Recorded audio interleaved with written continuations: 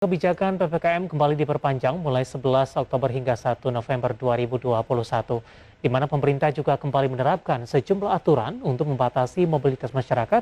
Salah satu syarat perjalanan angkutan udara domestik, di mana pelaku perjalanan penerbangan domestik hanya diperbolehkan tes PCR.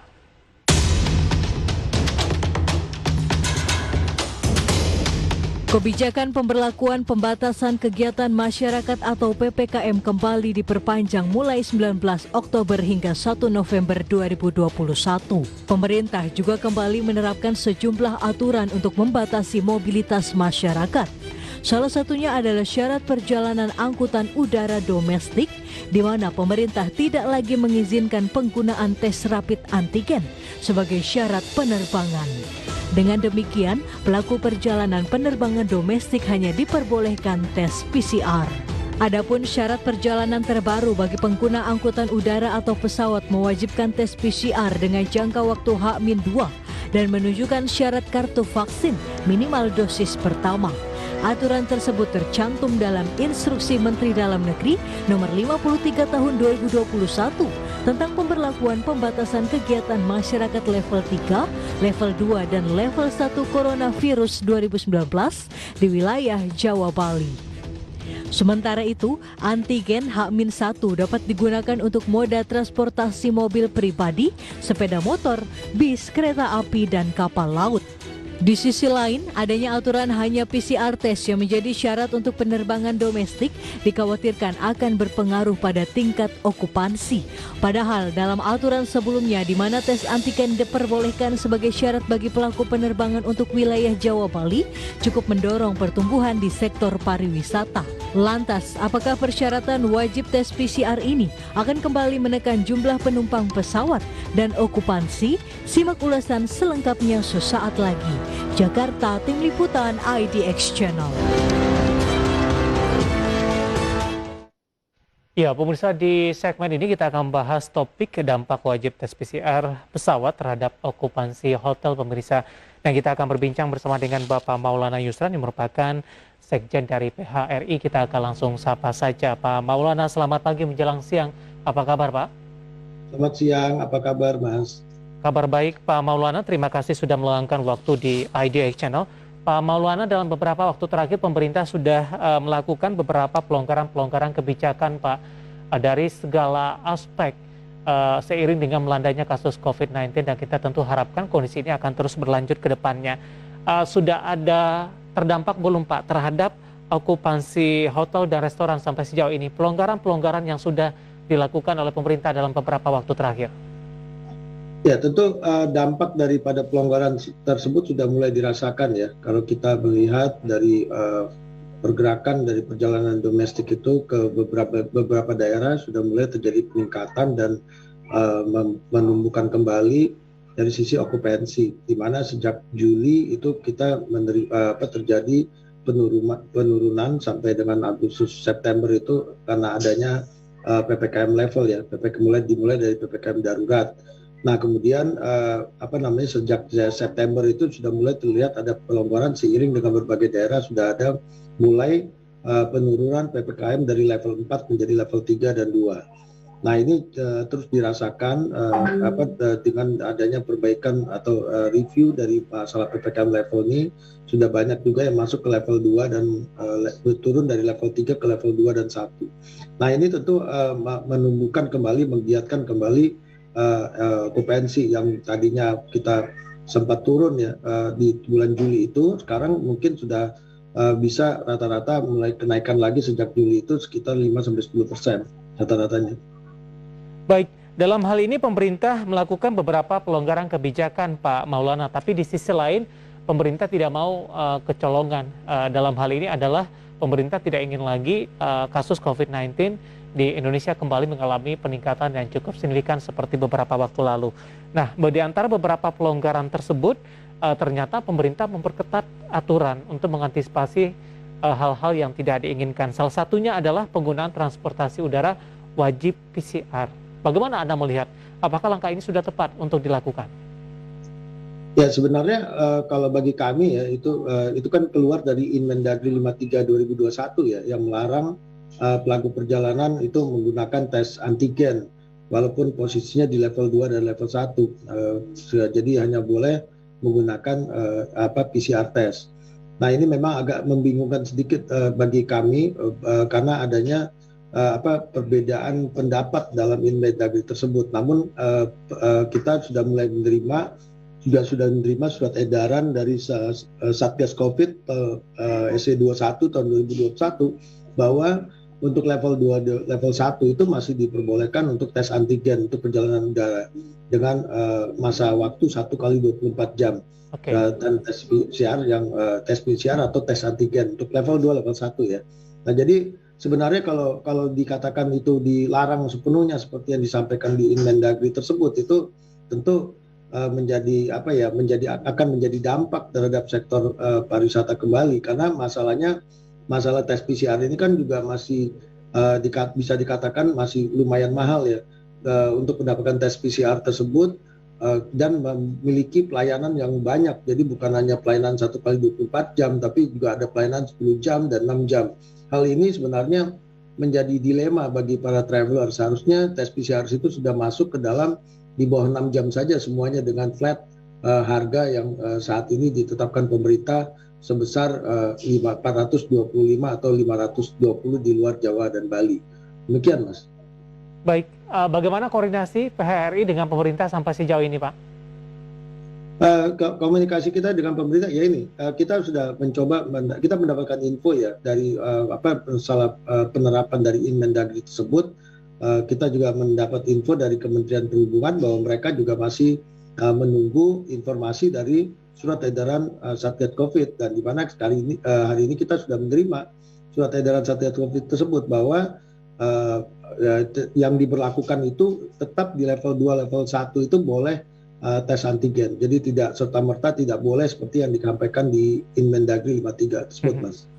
Baik, Pak Maulana, tadi Anda sempat singgung dari posisi harga begitu, antigen kemudian juga tes PCR. Seberapa sensitif ini, Pak, bagi calon penumpang yang akan melakukan bepergian yang muaranya nanti adalah mereka akan tidur dan menginap di hotel di daerah atau objek wisata yang akan mereka tuju? Posisi ini sangat sensitif ya, karena namanya PCR itu kan harganya masih di kisaran 500-an, 525 atau 495. Itu harga tersebut masih cukup mahal jika dibandingkan dengan mereka harus bayar tiket pesawatnya. Jadi bisa 2 kali lipat lah hitungannya. Nah kemudian masa berlaku 2 kali 24 jam tersebut itu juga merumitkan, karena nanti pada saat masyarakat ingin mengambil tes PCR, mereka akan dihadapi dengan pelayanan yang mau tidak mau memilih di bawah 24 jam. Jadi kalau 10 jam atau 6 jam, yang akhirnya kembali lagi ke harga yang bisa mencapai 700 sampai 800 ribu. Karena kalau mereka mengambilnya 24 jam, ada resiko mereka tidak menerima hasil tesnya pada saat mereka jadwal keberangkatan mereka. Nah ini yang menjadi masalah sebenarnya. Jadi kami berharap pemerintah juga mengatur, karena ini masalah testing COVID ini khususnya PCR itu kan sudah menjadi sesuatu testing yang melekat untuk masyarakat bergerak. Jadi seharusnya harga pun sudah tidak lagi seperti biayanya itu menjadi tinggi gitu loh. Bahkan kan kita tahu beberapa negara juga sudah membebaskan yang namanya tes PCR tersebut. Ya harusnya menjadi murah lah harga tes tersebut, sehingga tidak membebani masyarakat pada saat melakukan perjalanan, dan dampaknya juga kepada ekonomi di setiap daerah nantinya. Demikian, Mas. Baik, Pak Maulana, sudah ada gambaran tidak Pak dari PHRI sampai sejauh ini ketika kebijakan ini diberlakukan, ada beberapa waiting list yang sudah terdaftar sebelumnya lebih melakukan menunda atau membatalkan terkait dengan adanya ketentuan ini? Jadi begini, pertama kan pemberlakuan antigen itu dia kemarin itu berlaku di Jawa Bali ya. Jawa Bali itu karena yang masuk dan keluar Jawa Bali tetap menggunakan PCR. Nah kemudian Jawa Bali yang boleh menggunakan tes antigen. Nah ini kalau kita berkaca seperti pada tahun 2020 di akhir tahun yang lalu, di mana reservasi sudah terjadi. Kemudian ada tambahan persyaratan, semua penumpang pesawat udara itu harus mendapatkan atau memiliki testing PCR, tentu cancellation yang terjadi karena biaya tes itu yang cukup mahal. Nah, kami berharap ini tidak terjadi ya, karena di sekarang ini masih ada dinamikanya perbedaan aturan. Kita nggak tahu nih siapa yang sebenarnya punya kewenangan Indendagrinya mengeluarkan aturan berbeda dengan surat edaran Satgasnya. Tapi sejauh ini kami dengar kami dapat info dari Kementerian Perhubungan mengatakan mereka akan menunggu dari SE Satgas COVID-19 sehingga dengan keluarnya SE Satgas COVID tersebut saya rasa masih ada win-win lah. Jadi tidak harus PCR saja. Jadi level 2, level 1 tetap masih bisa antigen. Semoga tidak terjadi yang seperti yang terjadi akhir tahun 2020, yaitu cancellation nantinya karena penetapan tersebut. Ya, baik, terlebih lagi dari sisi siklus, ini kita sudah memasuki di akhir tahun. Biasanya mobilitas masyarakat juga mengalami peningkatan dengan selain dari siklus Ramadan dan juga Lebaran, Pak Maulana. Iya, betul. Jadi kalau kita bicara semester 2 ini ya, kalau kita bicara year on year, pada umumnya sebelum COVID pun, segmen market yang cukup besar pada kuartal 4 atau semester 2, umumnya adalah kegiatan-kegiatan pertemuan yang dilakukan oleh pemerintah. Dan akhirnya ditutup tahun itu nanti akhir bulan Desember, itu akan ada peningkatan pergerakan itu karena adanya akhir tahun ya, libur Natal dan Tahun Baru yang biasanya itu para pergerakan itu cukup meningkat pada saat itu. Nah, dengan kondisi seperti ini kami berharap tidak ada suatu perubahan aturan yang akhirnya justru kontraproduktif dengan masa pertumbuhan ini. Karena kenapa? Karena pada saat nanti bulan Januari di kuartal pertama tahun 2022, sektor usaha hotel restoran atau sektor pariwisata ini akan mengalami penurunan atau low season yang cukup cukup dalam ya nantinya. Itu terjadi pada umumnya. Kita akan coba lihat beberapa informasi grafis yang berhasil dihimpun oleh tim redaksi kami. Langsung saja kita ke grafis yang pertama. Kita akan coba lihat tingkat hunian hotel berbintang per Agustus 2021, pemirsa. Di 25,07%. Ya, di Juli 22,38%, di Juni ini sempat terjadi di 38,55%, Januari di 33,5%, Februari di 32%, Maret, April, Mei ini lebih cenderung kembali tertekan. Kita beralih ke grafis selanjutnya, kita akan coba lihat jumlah penumpang pesawat 2019 sampai dengan tahun 2020, pemirsa. Di beberapa bandara yang ada di Indonesia, Bandara Soekarno-Hatta tampaknya ini masih mendominasi 19.300 dan 8.600 2019 sampai dengan 2020. Ada Bandara Juanda Surabaya, Bandara Ngurah Rai Bali, Bandara Kuala Namu Medan, Hasanuddin Makassar dan juga bandara lainnya. Cukup jelas terlihat pembatasan yang dilakukan tampaknya menurunkan jumlah penumpang pesawat dalam rentang waktu 2019 terutama di 2020, pemirsa. Kebijakan pembatasan yang diterapkan oleh pemerintah. Ya, kita lanjutkan kembali perbincangan bersama dengan Bapak Maulana Yusran, Sekjen PHRI. Pak Maulana, kita lanjutkan kembali, Pak. Tadi sudah kita bahas dari sisi regulasi, diharapkan ada keringanan dari pemerintah sehingga aturan yang diterapkan oleh pemerintah tidak bertolak belakang dengan tujuan untuk membangkitkan dunia pariwisata di Indonesia. Nah, selanjutnya adalah ketika regulasi ini sudah berjalan secara maksimal, Pak Maulana, bagaimana kesiapan dari PHRI sendiri dengan anggotanya untuk penerapan prokes, kemudian juga analisis kesehatan lainnya di lingkungan hotel dan restoran di anggota PHRI, Pak Maulana? Ya, jadi gini, pada prinsipnya yang namanya hotel dan restoran itu memang mereka itu persaingan mereka adalah dalam memberikan pelayanan prima. Dalam mereka memberikan pelayanan prima itu mereka tentu harus concern kepada standar-standar kesehatan, kebersihan, keamanan, termasuk juga dari sisi lingkungannya. Itu dilakukan setiap mereka juga harus diwajibkan untuk melaksanakan sertifikasi usaha. Nah, hal-hal ini juga diawasi oleh berbagai kementerian lembaga.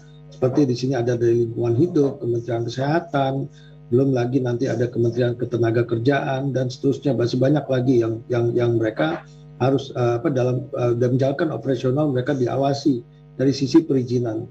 Nah, kemudian dari masalah protokol kesehatan semenjak tahun 2020 itu kami tentu dari PR sendiri mengeluarkan standar aturan baru yang mengikuti keputusan Menteri Kesehatan di nomor 382 dan 328 terkait penerapan protokol kesehatan ya di tempat usaha. Untuk itu PHRI mengeluarkan buku pedoman untuk penerapan tersebut bagi anggotanya.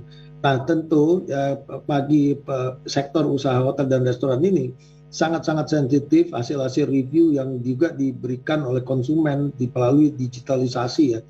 Terkait misalnya hotel itu dari OTA, online travel agent, seperti ada Traveloka, Agoda, Tiket.com dan seterusnya. Ini menjadi sensitif. Nah, jadi kontrolnya itu adalah langsung ke masyarakat. Jadi menurut kami pengawasan daripada penerapan protokol kesehatan di lingkungan hotel dan restoran itu langsung terbuka secara sempurna oleh masyarakat, sehingga akan menjadi satu beban berat bagi pelaku usahanya jika mereka melanggar atau mengabaikan yang namanya prokes, karena akan berdampak kepada market itu sendiri nantinya. Demikian, Mas. Baik, sampai sejauh ini berjalan cukup baik Pak Maulana, atau ada laporan-laporan tertentu?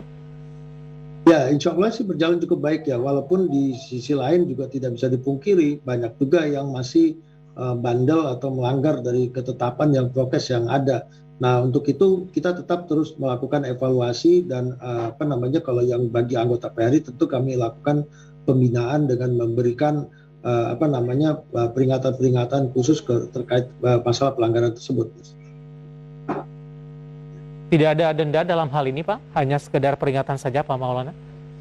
Kalau kami dari asosiasi tentu tidak bisa menerapkan denda tersebut ya. Tentu itu akan masuk ke dalam domainnya kepada dari pemerintah itu sendiri untuk pengawasannya. Baik. Pak Maulana, dengan pelonggaran-pelonggaran yang dilakukan sampai sejauh ini oleh pemerintah, meskipun ada beberapa aturan tadi yang cukup bertentangan yang dinilai oleh PHRI, seberapa optimis Anda di sepanjang 2021 ini peningkatan dari okupansi hotel dan restoran dengan penerapan pelonggaran sampai sejauh ini? Ya, ini memang suatu pertanyaan yang sulit ya bagi kami untuk membuat satu prediksi di akhir tahun. Namun kalau kita bisa melihat plan A kita ya, bahwa situasi pandeminya tidak berubah dengan kondisi level PPKM seperti saat ini yang terus membaik, kami masih optimis di akhir tahun, di kuartal 4 ini terjadi pertumbuhan yang lebih baik dibandingkan kuartal 4 tahun 2020. Karena memang situasi COVID-nya sudah berubah dan keinginan masyarakat untuk traveling juga sudah semakin meningkat. Nah, dengan harapan kasus COVID-nya tidak meningkat. Namun kalau misalnya terjadi perubahan lagi kebijakan dengan seiring dengan peningkatan kasus, tentu ini akan menjadi satu permasalahan besar ya bagi kami di sektor pariwisata. Karena tadi saya sampaikan bahwa kuartal 4 ini menjadi harapan bagi pertumbuhan okupansi kalau dari hotel dan juga konsumen di restoran, termasuk seluruh sektor pariwisata. Kenapa? Karena ini adalah akhir dari cerita dari tahun 2000 setiap tahunnya, di mana potensi untuk peningkatan pertumbuhan dari pergerakan orang dan pertumbuhan di sektor pariwisata itu ada. Dan di tahun 2022 di awal tahun akan masuk ke dalam masa low season yang benar-benar biasanya sangat low ya di kuartal pertama tersebut. Demikian, Mas. Baik, dari sisi target persentasenya Pak Maulana, pertumbuhan apakah sudah bisa di-share ke kita? Ketika skenario ini berjalan cukup baik tadi catatannya. Ya, betul. Dari sisi domestik mungkin akan masuk, mungkin kami berharap masih bisa di angka paling tidak tutup tahun di level 40% ya, lebih tinggi sekitar 10% dibanding tahun 2020. Nah, ditambah ada kebijakan pemerintah lagi dengan pembukaan wisman di daerah seperti untuk di Bali dan Kepri, yang kami berharap efeknya juga bisa mulai dilihat dari akhir tahun 2021 ini, sehingga kondisi destinasi yang awalnya memang sangat-sangat dominan dengan wismannya, seperti Bali dan Kepri tersebut bisa terangkat okupansinya.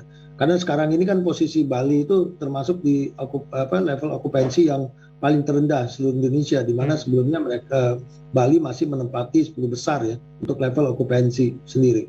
Demikian, Mas. Baik, dari sisi persiapan Pak Maulana, apakah ada perbedaan tidak Pak dalam pemberlakuan turis domestik kemudian juga wisatawan mancanegara, terutama dalam di masa pandemi COVID-19 ini? Terkhusus sebenarnya yang paling agak yang diatur agak lumayan ketat itu adalah Wisman, di mana Wisman tersebut di dalam aturannya yang saat ini masih berlaku adalah bahwa mereka wajib karantina 5 hari, dan 5 hari itu karantina mereka harus berada di kamar saja. Itu satu hal. Yang kemudian yang kedua, bahwa Wisman yang masuk ke Bali dan Kepri itu tidak boleh keluar dari Bali dan Kepri, atau mereka nggak boleh traveling domestiknya, ya, misal dari Bali ke Jogja atau Jawa Timur dan seterusnya ya. Cukup di Bali saja. Nah, tentu ini ada menjadi tantangan tersendiri bagi bagi wholesaler untuk menjual destinasi seperti Bali dan Kepri. Karena bagaimanapun daya saing kita terhadap negara lain yang juga membuka Wisman juga tentu ada. Seperti di Thailand yang mereka tidak mewajibkan adanya karantina untuk bagi yang masuk. Dan satu lagi yang paling penting, cost of travelingnya tentu akan berbeda ya, karena mereka 5 hari itu mereka hanya di kamar dan mereka harus traveling lebih dari 5 hari, udah pasti itu untuk para wisman tersebut. Itulah tantangannya. Kami berharap akan ada review atau update dari terkait masalah regulasi ini, sehingga wisman yang masuk pun masih bisa mengarah ke destinasi yang sudah dibuka tersebut. Demikian, Mas. Tapi kalau untuk yang domestik lebih sederhana begitu Pak Maulana? Ya, kalau domestik kan kita lihat ya, kita udah rasanya banyak forgiven-nya lah istilahnya kalau untuk domestik. Seperti yang terjadi tahun 2020, ya komplainnya cuma di masyarakat lokal begitu, ada kebijakan-kebijakan yang tidak pro kepada pergerakan tersebut. Misalnya tiba-tiba ada pembatasan, akhirnya yang ribut kan hanya di lokal saja. Namun kami tidak berharap ini terjadi nanti pada segmen market Wisman. Karena kalau segmen market Wisman terjadi perubahan aturan yang mendadak, ini akan banyak mata rantainya yang akan menjadi masalah nantinya, Mas. Itu, Mas. Benar. Baik. Pak Maulana, waktu kita cukup terbatas, Pak. Terima kasih sudah bergabung bersama kami dan semoga kita bahas bisa menjadi referensi, dan kita sama-sama mengharapkan pemerintah dalam mengeluarkan kebijakan ini tidak bertentangan dengan tujuan dari kemajuan dari beberapa industri tertentu, dan dalam membuat keputusan juga melibatkan dari para pihak-pihak terkait. Pak Maulana, terima kasih, sehat selalu Pak. Baik, ada